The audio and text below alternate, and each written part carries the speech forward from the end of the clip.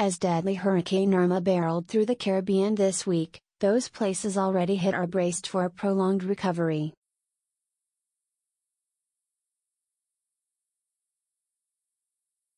It has caused more than $10 billion, £7.6 billion, in damage across the Caribbean so far, disaster risk experts said on Friday.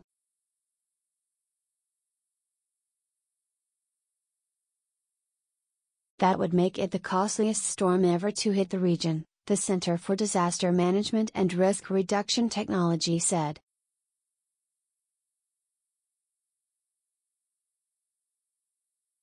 Airports are closed or inoperable and cruise lines have canceled voyages. Some parts of the region, such as St. Kitts and Puerto Rico, faced extreme weather, but appear to have avoided the worst of the storm.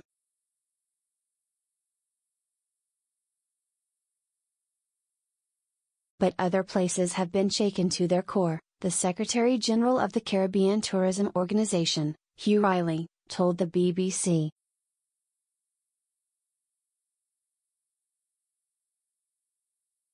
Mr. Riley said people were currently focused on protecting lives.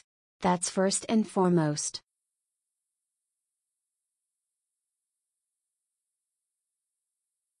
But yes, clearly it has not escaped our attention that the economic well-being of the Caribbean is taking a hit, he said.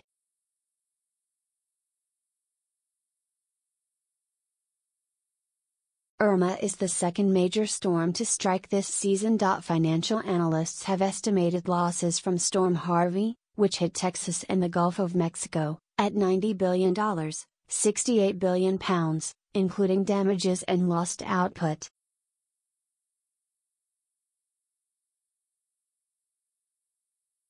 Texas officials say it could cost double that to rebuild. Irma has caused an estimated $150 million in damage on Barbuda, the island's prime minister has estimated.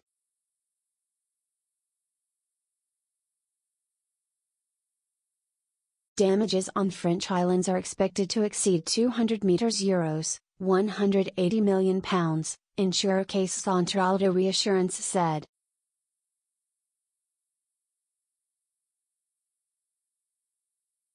Irma has affected an estimated 1.2 million people in the Caribbean before heading on to Florida in the US.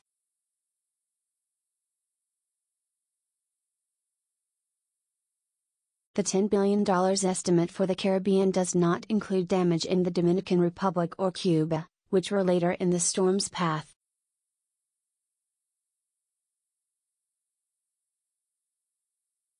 Although many places are still assessing the damage from Irma, it is already clear that the combination of storms means 2017 is shaping up to be one of the costliest years ever for the insurance industry, Paul Schultz, chief executive of Aon Securities, told the BBC.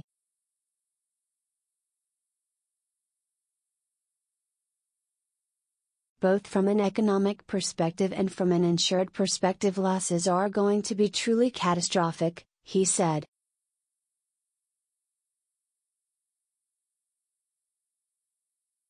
Much of the damage sustained in Harvey was not covered by insurance. Harvey's path through the Gulf of Mexico and Texas disrupted oil production and refining plants and contributed to a spike in gas prices.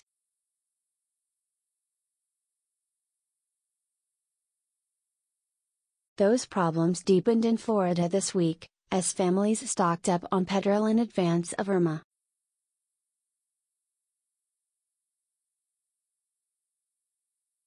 Price search site, Gas.Buddy, estimated that more than 40% of stations in some areas were without fuel as officials ordered evacuations.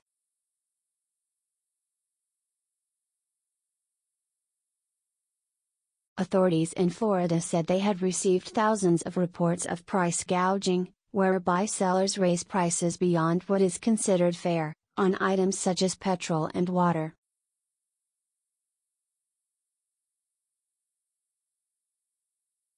Several airlines pledged to cap prices on flights for evacuations, after an outcry over fare increases.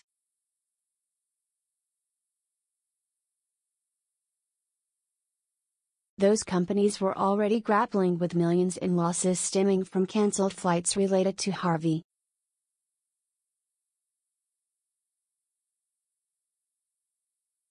Analysts said the airlines could face prolonged challenges, depending on the scale of the damage wrought by Irma in the tourist destinations of the Caribbean and Florida.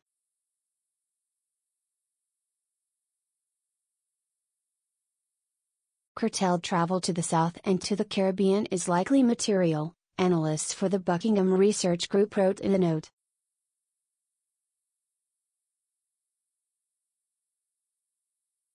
An analysis of tourist traffic in the Caribbean found that it fell by 2% after a typical hurricane and by as much as 20% for major events.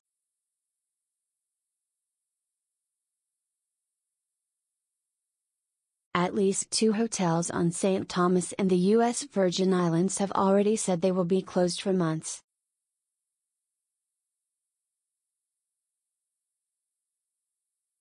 And another hurricane is on its way. The US, UK, France and the Netherlands are among those providing help to places affected by the storm, but a long-term decline in travel would be a blow to a major driver of the Caribbean economy.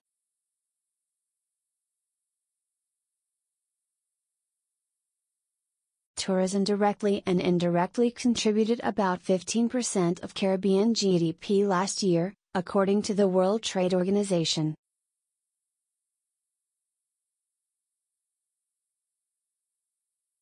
There isn't any question that we as Caribbean people know how to get up and stand on our feet, said Mr. Riley.